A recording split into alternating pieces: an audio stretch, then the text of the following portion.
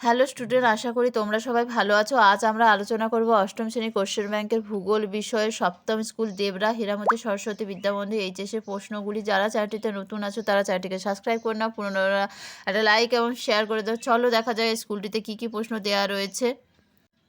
7 নম্বর school Debra Hiramati সরস্বত Vidyamandir HS. এই স্কুলে একের দেখা বলা আছে সঠিক উত্তরটি নির্বাচন করে লেখো। 4টি অপশনের মধ্যে যেটা সঠিক সেটাও বেছে নিয়ে লিখতে বলা হয়েছে। একের দাগে বলা হয়েছে রাশিয়ার কোলা উপদ্বীপের গভীরতম কৃত্রিম গর্তটির গভীরতা কত। রাশিয়ার কোলা উপদ্বীপের গভীরতম কৃত্রিম গর্তটির গভীরতা এ 8 কিমি, বি 20 কিমি, সি 12 কিমি, ডি 16 কিমি। এখানে সঠিক উত্তর হয়ে যাবে সি 12 কিমি। রাশিয়ার কোলা উপদ্বীপের গভীরতম কৃত্রিম গর্তটির গভীরতা 12 কিমি, সি। একের দুইয়ের দাগে বলা আছে ভুটানের প্রধান ভাষা এ জাংথা, বি ভুটানি, সি সিঙ্গলি, ডি হিন্দি। এখানে সঠিক উত্তর হয়ে যাবে এ জাংথা। ভুটানের প্রধান ভাষা এ জাংথা। একের তিনের দাগে বলা আছে ভূপৃষ্ঠ থেকে পৃথিবীর অভ্যন্তরের দিকের তাপমাত্রা এ বাড়ে, বি কমে, সি একই থাকে। এখানে সঠিক উত্তর হয়ে যাবে এ বাড়ে। ভূপৃষ্ঠ থেকে পৃথিবীর অভ্যন্তরের দিকে তাপমাত্রা বাড়ে, কিন্তু ভূপৃষ্ঠ থেকে পৃথিবীর উপরের দিকে তাপমাত্রা কমতে থাকে।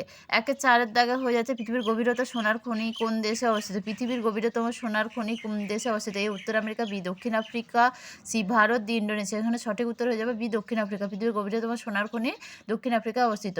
একের পাঁচের থেকে বলা হয়েছে প্রশান্ত মহাসাগরীয় পাত বছরে কত সেমি করে পশ্চিমে সরে যাচ্ছে। A 8 cm, B 10 cm, C 12 cm, D 5। এখানে সঠিক উত্তর হয়ে যাবে বি 10 সেমি। একের ছয় থেকে বলা হয়েছে নিঃসারী আগ্নেয়শিলা হলো A dolerite, B granite, C obsidian, D sillimanite. এবার সঠিক উত্তর হয়ে যাবে অবিসিডিয়ান। নিঃসারী আগ্নেয়শিলা হলো সি অবিসিডিয়ান। দুইয়ের এ শূন্যস্থান পূরণ করো। দুইয়ের এ শূন্যস্থান পূরণ করো। একের দাগে বলা হয়েছে একের দাগে বলা হয়েছে পাকিস্তানের উচ্চতম শৃঙ্গ ড্যাশ। পাকিস্তানের উচ্চতম শৃঙ্গ হলো তিরিচমির। পাকিস্তানের উচ্চতম শৃঙ্গ হলো তিরিচমির। এর দুয়ের দাগে বলা হয়েছে মায়ানমারের রাজধানী ড্যাশ। মায়ানমারের রাজধানী হচ্ছে নেপাইদাও। নেপাইদাও হচ্ছে মায়ানমারের রাজধানী। দুইয়ের বিয়ের দাগে বলা হয়েছে শুদ্ধ বা অশুদ্ধ লেখো। শুদ্ধ বা অশুদ্ধ লেখো মানে যেটা ভুল সেটা অশুদ্ধ লেখো, যেটা ঠিক সেখানে শুদ্ধ লেখো।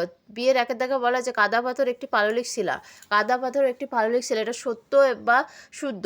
একের দুয়ের দাগে বলা আছে কেন্দ্রমণ্ডলের প্রধান উপাদান হলো অ্যালুমিনিয়াম ও সিলিকন। কেন্দ্রমণ্ডলের প্রধান উপাদান হলো অ্যালুমিনিয়াম ও সিলিকন। এটা মিথ্যে, কারণ কেন্দ্রমণ্ডলের প্রধান উপাদান হলো নিকেল ও লোহা, তাই একে নিফেও বলা হয়। তিনি নিচের প্রশ্নগুলো সংক্ষিপ্ত উত্তর দাও, যে কোনো দুটি। নিচের প্রশ্নগুলো সংক্ষিপ্ত উত্তর দাও, যে কোনো দুটি প্রশ্ন উত্তর দিতে বলা আছে। তিনের একের দাগে বলা আছে পাকিস্তানের জলসেচ ও কৃষিকাজ সম্পর্কে লেখো। পাকিস্তানের জলসেচ ও কৃষিকাজ সম্পর্কে লেখো।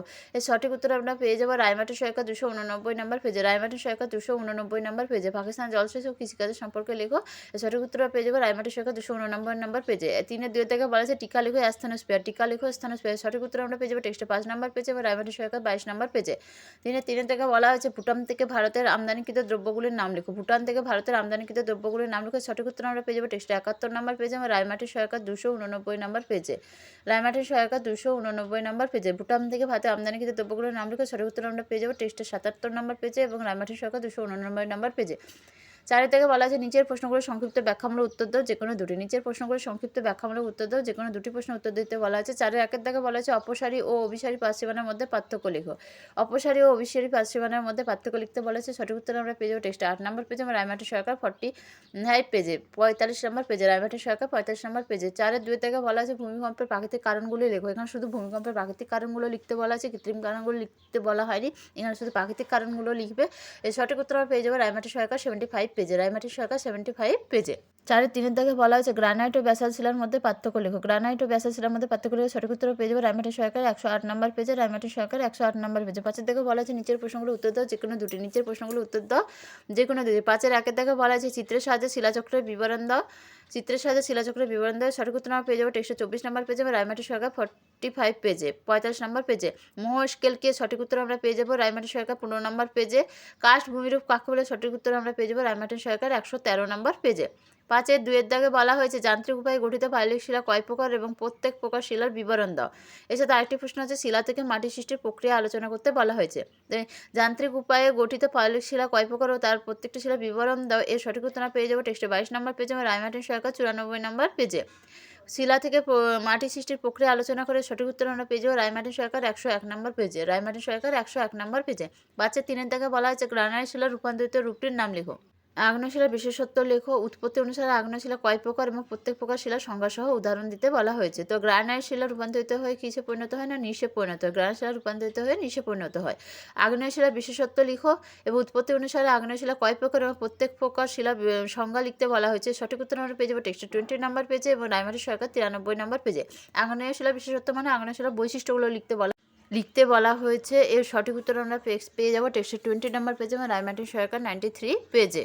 এই ছিল আমাদের আজকের আলোচনা। তোমাদের কোনো প্রশ্ন নিয়ে অসুবিধা থাকলে তা অবশ্যই আমাকে কমেন্ট করে জানিও। আমি যথাসাধ্য চেষ্টা করব তোমাদের এই সমস্যাগুলি সমাধান করার জন্য। যারা চ্যানেলটিকে নতুন আছে তারা চ্যানেলটি অবশ্যই সাবস্ক্রাইব করে নাও, পুরনো লাইক এবং শেয়ার করতে ভুলো না। আজ এখানেই শেষ করছি। তোমাদের সাথে কাল দেখা হবে আরও একটি নতুন স্কুলের আলোচনা নিয়ে। যারা চ্যানেলটিতে নতুন আছো তারা সবাই সাবস্ক্রাইব করে নাও, না হলে তোমরা এই পরবর্তী স্কুলগুলির আলোচনা পেতে তোমাদের অসুবিধা হবে। অবশ্যই চ্যানেলটিকে সাবস্ক্রাইব করে নেবে। তোমাদের সাথে কাল দেখা হবে আরেকটি নতুন স্কুলের আলোচনা নিয়ে। সবাই ভালো থেকো, সুস্থ থেকো। কাল দেখা হচ্ছে নতুন আরেকটি স্কুলের আলোচনা নিয়ে। আজ এখানেই শেষ করলাম।